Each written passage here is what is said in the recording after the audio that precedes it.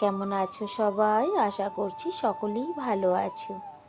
নতুন একটি ভিডিওতে সবাইকে স্বাগত জানাই। এখন সকাল 9:30 বাজে।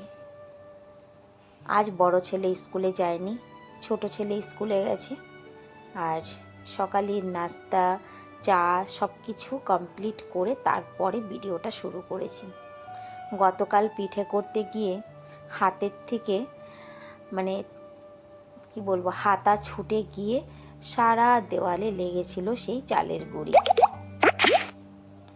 কালকে আর সেইভাবে পরিষ্কার করা হয়নি, তো ভাবলাম যে আজকে না হয় সেটা পরিষ্কার করি। একদম লেগে লেগে রয়েছে, তো ছুটছে না। যাই হোক, বাসন সামান্য কিছু আছে, কারণ সকালবেলা চায়ের বাসনটা সব ধুয়ে ফেলেছিলাম। সুন্দর করে গ্যাসটা পরিষ্কার করে নিয়ে তারপরে বাসনটুকু মাজবো। ঠান্ডার দিনে বারবার বাসন মাজা সত্যি খুব কষ্টের কাজ, কিন্তু যেহেতু জলটা যে প্রচণ্ড ঠান্ডা, ট্যাঙ্কির জলের মধ্যে যেন মনে হয় বরফ মিশিয়ে দিয়েছে।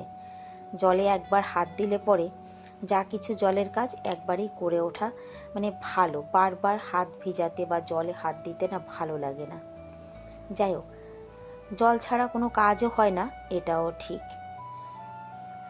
সকালবেলা ছেলেরা স্কুলে যাওয়ার আগে চেষ্টা করলেও কোনো ক্লিপ তোমাদের সামনে তুলে ধরতে পারি না, কারণ কি সকালবেলাটা আমার এতটাই ব্যতিব্যস্ত থাকে যে ক্যামেরা ধরা বা ক্যামেরা সেট করা এটা একদম ভীষণ কঠিন হয়ে যায়।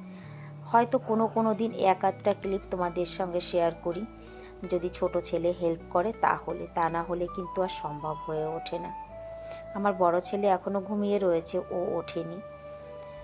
আর ওঠেনি বলতে আমার উপরে গিয়ে ওকে ডাকাও হয়নি, উপরে আমি এখনও যাইনি। সেই যে সকালবেলা নিচে নেমে আসি 5টার সময়, আর নিচের কাজ সমস্ত কমপ্লিট না করে উপরে যেতে পারি না। যেহেতু দিদি নেই এখন, দিদি না থাকাতে আমার কিন্তু ভীষণ কষ্ট হচ্ছে। তবে এটাও বলবো যে দিদি চলে যাওয়ার পরে প্রথম কয়েকটা দিন একেবারে আমি হিমশিম খেয়ে যেতাম। আমি কিছুতেই বুঝে উঠতে পারতাম না কি করে শুরু করব, কোথায় শেষ করব। তবে এখন বেশ কিছুটা রুটিনে এসেছি, যেটা কিনা মানে গুছিয়ে করে উঠতে পারি। সময় লাগে যদিও, তাও কিন্তু মানে সেই যে একটা প্রচণ্ড কষ্টের মধ্যে ছিলাম সেটা খানিকটা কেটেছে। আর যতক্ষণ আমি নিচের কাজ করছি ততক্ষণে কিন্তু আমি ডালটা সিদ্ধ বসিয়ে দিয়েছি, জানো তো। কারণ ডাল সিদ্ধ হতে না অনেক সময় লাগে, আর আমার ঘরে কুকারে ডাল রান্না করলে কেউ খাবে না। বিশেষ করে মুগ মসুর ডাল তো একদমই চলবে না। আর যেমন অন্য ডাল আছে, সেগুলো কুকারে না রান্না করলে কিন্তু হতে চায় না, মানে সিদ্ধ হতে চায় না। যেমন অরহরের ডাল আছে, ছোলার ডাল আছে, বিউলির ডাল আছে, এগুলো কিন্তু কুকারে সিটি না লাগালে পরে হয় না। যাই হোক, দেখো কথায় কথায় বাসনটুকু কিন্তু আমার মাজা হয়ে গেছে। বললাম যে আগেই যে অতি সামান্য ছিল বাসন আমার এখন। সকালবেলা চায়ের বাসনটা তো মেজে ফেলেছিলাম। একটা ঘর সুন্দর করে গুছিয়ে রাখতে একটা মেয়ে ছেলে কিন্তু সারা দিন কাজ করে। সারা দিন কাজ করলেও তাও যেন ঘরের কাজ শেষ হয় না। অনেকেই ভাবে শহরের বাড়িতে কি এমন কাজ থাকতে পারে, এমন কি কাজ আছে, শহরে তো শুধু রান্না আর খাওয়া। এটা ভুল কথা গো। যতটা কাজ গ্রামে আছে, আমার মনে হয় শহরে তার থেকে বেশি কাজ থাকে। কারণ সমস্ত কিছু একেবারে পরিপাটি করে রাখা বা পরিপাটি করে কাজ করা, এটা কিন্তু বলতে পারো একটা কলা, যেটাকে সবাই বুঝে উঠতে পারে না বা সবাই করতে পারে না। একের পর এক স্টেপ বাই স্টেপ কিন্তু সব কিছু গুছিয়ে করতে হয়। আমি নিচের সমস্ত কাজ করে চলে এসেছি এখন উপরের। নিচের সমস্ত কাজ বলতে ওই বাসন মাজা, ঝাড়ু, পোছা, নিচের বিছানা সমস্ত কিছু গুছিয়ে তারপরে কিন্তু আমি উপরের রুমে এসেছি। আজকে বড় ছেলে শুয়েছিল যে, সেই কারণে কিন্তু মানে বিছানাটাও গোছানো হয়নি। অন্যদিন কিন্তু ওর বাপি পুজো দেওয়ার আগে বিছানাটা গুছিয়ে ফেলে। ভালোই করেছে। আজকে এমনিও বেডশিটটা চেঞ্জ করতে হতো, কয়েকটা দিন হয়ে গেছে বেডশিট চেঞ্জ করা হয়নি। তো তো আমি আগেই ভেবেছিলাম যে বড় ছেলে উঠলে পরে বেডশিটটা চেঞ্জ করব। যেহেতু ঠান্ডা পড়েছে, ঠান্ডার দিনে কিন্তু এই যে এসি ব্ল্যাঙ্কেটগুলো যে হালকা, এইগুলো বিছানায় বিছিয়ে দিলে বেশ ভালো গরম হয়, মানে ওমটা ভালো হয় উপর থেকে নিচ থেকে। আর সুতির বেডশিটগুলো বিছানো থাকলে না, মানে অত্যাধিক ঠান্ডা পড়ে তো দিল্লিতে, তো পুরো বিছানাটা মনে হয় যেন জল ঢেলে ভিজিয়ে রেখেছে, এমন ঠান্ডা হয়ে যায়।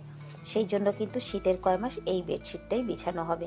আর এই দেখো, বড় ছেলেকে বললাম অ্যাটাচিটা নামিয়ে দিতে, সে নাম মানে এতটাই ধুলোবালি পড়েছিল, একবারেই নামিয়ে নিচে ফেলেছে শীত টওয়েলটা, আর পুরো নিচেটা একদম ধুলা ধুলা হয়ে গেছে। এই দেখো, এই অ্যালোভেরা জেলটা কয়েকদিন থেকে আমি খুঁজে বেড়াচ্ছি, পাচ্ছি না কিছুতে। আজকে যখনই বেডের পিছনটা ঝাড়ু দিতে গেছি, তখন দেখি বেডের পিছে পড়ে রয়েছে। সমানে খুঁজে বেড়াচ্ছিলাম কিন্তু 2-3 দিন থেকে, তবে আজকে পেয়েছি। আর এই বেডের পিছনে প্রত্যেক দিন কিন্তু ঝাড়ু দেওয়া হয় না, কারণ কি অনেক কিছু সরাতে হয়, যে ঠাকুর ঘরের সামনে ড্রয়ার আছে, ছোট ছেলের বই খাতা আছে, অনেক কিছু সরিয়ে তারপরে ঝাড়ু দিতে হয়। যাই হোক, ঝাড়ুটা দিয়ে ফেলেছি সুন্দর করে, মানে পিছনটা। আর এদিকে এই যে এই বেডশিটটা বিছিয়ে দিচ্ছি। জানো তো এই বেডশিটটার বয়স কত হয়েছে? বেডশিটটার বয়স কমসে কম 5 থেকে 6 বছর, তারও বেশি হবে গো, 6 বছরেরও বেশি, 7-8 বছর হয়ে গেছে।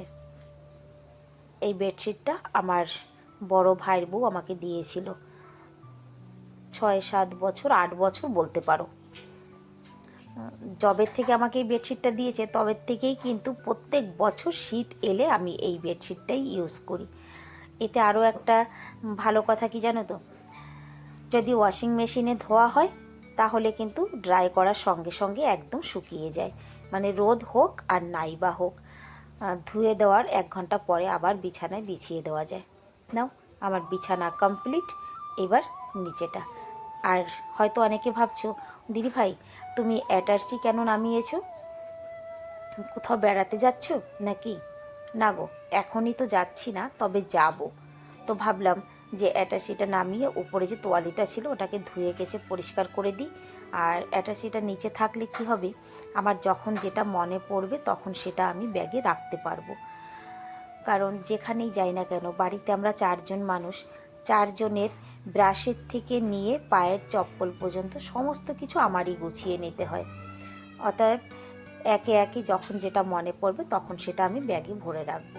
সেই জন্যই ব্যাগটা আমি আগেই নামিয়ে দিতে বলেছিলাম ওর বাপিকে, কিন্তু ওর বাপি সময় পায়নি বলতে সকালবেলা তাড়াহুড়ো করে ছেলেদের নিয়ে বেরিয়ে যায়, তো হয় না। আর দুপুরবেলা যখন উনি মনে করে তখন আমি মানা করি, কারণ কি এই ধুলোবালি দেখলেই তো কতটা ধুলো পড়েছে ঘরে। ঘর ঝাড়ু পোছা করার পরে অতটা ধুলোবালি ঘরের মধ্যে হোক, সেটা আমি চাই না। আর এই দেখো, কার্পেটটাকেও আমি তুলে নিয়ে এসেছি, কারণ ওই যে ধপাস করে কতগুলো ধুলো ফেললো যে আমার ছেলে, কার্পেটের উপরেই পড়েছিল। সেই কারণে আজকে ভাবলাম যে না, কার্পেটটাও ধুয়ে দিই। আর রোদ আছে জানো তো, মানে পলিউশনটা কেটে গেছে, রোদ আছে ঘরের মধ্যে, মানে ঠান্ডা, এক মুহূর্ত সোয়েটার ছাড়া থাকা যায় না। তবে রোদে বসে কাজ করব, সেই জন্য আমার ছাদে কিন্তু তেমন রোদও আসে না জানো তো। তো ভাবলাম জামা কাপড় যা কিছু আছে ছাদে বসে ধুয়ে দেবো কার্পেটের উপরে করে, আর সঙ্গে কার্পেটটাও ধোয়া হয়ে যাবে, এটা ভেবেই কিন্তু জামা কাপড় নিয়ে ছাদে এসেছি। আর দেখো জলে ধোয়া উঠছে, কারণ কি গরম জল ছাড়া জামা কাপড় ধোয়া যায় না, মানে ট্যাঙ্কির জল এতটাই ঠান্ডা যে ওই জলের মধ্যে জামা কাপড় দিলে পরিষ্কার হবে না। তো সবসময় কিন্তু হালকা গুনগুনে গরম করে তারপরে কিন্তু জামা কাপড় ভিজানো হয়। আর এদিকে বড় ছেলেকে বলেছিলাম, বাবু আমার না খুব ঠান্ডা লাগছে, একটু চা করে দিবি? তো আমি ছাদেই কাজ করছিলাম, আমার ছেলে চা করে আমাকে ছাদে দিয়ে গেছে। চা খাই আর জামা কাপড় কাচি। এই দাড়ি মানে দাড়িটাকে ধুয়ে দিলে আজকে তো শুকাবে না কার্পেটটা, দাড়ি বললাম কারণ এখানে না দাড়ি বলে দিল্লিতে। অনেক কথাই এইরকম আছে যেটা আমার এখানকার ভাষাটা বেরিয়েই যায়। যাই হোক, কার্পেটটাকে জামা কাপড়গুলো ধুয়ে জল ঝরার জন্য সাইডে রেখে দিয়েছি, আর এদিকে কার্পেটটা ভালো করে সাবান দিয়ে ব্রাশ মেরে ধুয়ে নিচ্ছি। মানে ব্রাশটা মেরে নিচ্ছি, তারপরে ভালো করে ধুয়ে দেব। জল অনেক ঠান্ডা, অতিরিক্ত জল ঘাটলে আবার আমার অসুবিধা আছে, আমার হাতে পায়ে যন্ত্রণা হয়, তারপরে গলায় অসুবিধা আছে, যেহেতু খুব তাড়াতাড়ি তাড়াতাড়ি করে কাজ করতে হচ্ছে, যাতে কিনা অনেকক্ষণ জল ঘাটতে না হয়। দেখো, জল ছাড়া তো কোনো কাজ নেই, এটা ঠিকই, কিন্তু তার মধ্যেও চেষ্টা করি যে একটু তাড়াতাড়ি তাড়াতাড়ি করে কাজ করি। কার্পেটটা ধুয়ে দিয়েছি, সঙ্গে একবারে ছাদটাকেও আমি ধুয়ে দেব। আর এটাকে এখানেই রেখে দেবো, জানো তো। ছাদটা তো আমার ছোট, আর যতটুকু ছাদ আছে না আছে সে তো আছেই, কিন্তু চারিদিকটা যে গামলায় ভর্তি টব গাছপালায়, তো কিছু একটা শুকাতে হলে না, মানে বড় জিনিস বা মোটা জিনিস শুকাতে হলে আমার কিন্তু ভীষণই অসুবিধা হয়, জানো তো। একদমই জায়গা নেই।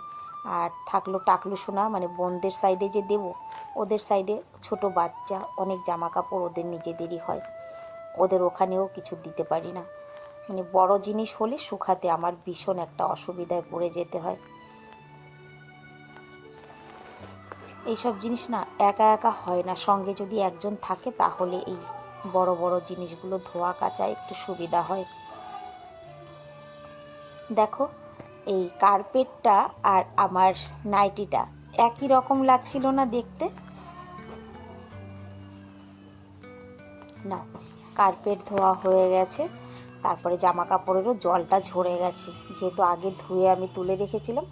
এবার জামা কাপড়গুলো সব মেলে দিই। জামা কাপড় মেলে স্নান সেরে একেবারে রান্নাঘরে এসেছি। এখন কিন্তু বাজে 12টা 10। 12টা 10-এ আমি রান্না করতে এসেছি। আজকে রান্না হচ্ছে এই যে ডাল সিদ্ধ করে রেখেছিলাম, ডাল আর কাঁচা কুমড়ো দিয়ে আর মাছ দিয়ে ঝোল হবে।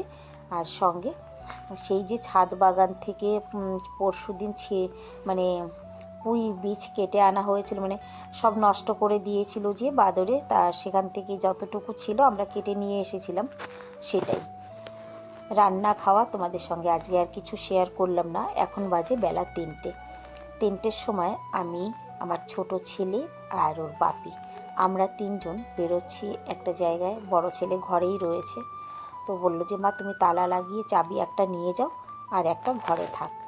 তো বড় ছেলে ঘরে রয়েছে আর আমরা 3জন এই যে বেরিয়ে পড়েছি।